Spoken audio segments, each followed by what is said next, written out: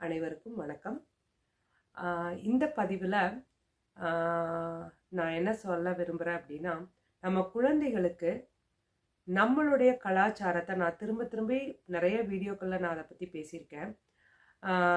அதாவது நம்மளுடைய சிற்பக்கலைகள், நம்ம முன்னோர்கள், நம்மளுடைய தானிய வகைகள், நம்மளுடைய நாட்டு விலங்குகள், இதெல்லாம் பற்றி சின்னதுலேருந்தே அவங்களுக்கு சொல்லி கொடுங்க.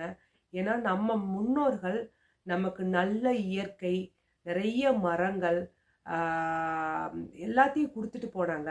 ஆனால் நம்ம ஜென்ரேஷன் நம்ம அதை பாதுகாக்கலைனாலும் பரவாயில்ல, நம்ம அதெல்லாம் அழிச்சுக்கிட்டு இருக்கோம். அப்போ நம்ம எவ்வளோ சுயநலமாக இருக்கோம். நம்ம குழந்தைகளுக்கு இப்பயே சுத்தமான காற்று கிடையாது, சுத்தமான தண்ணி இல்லை.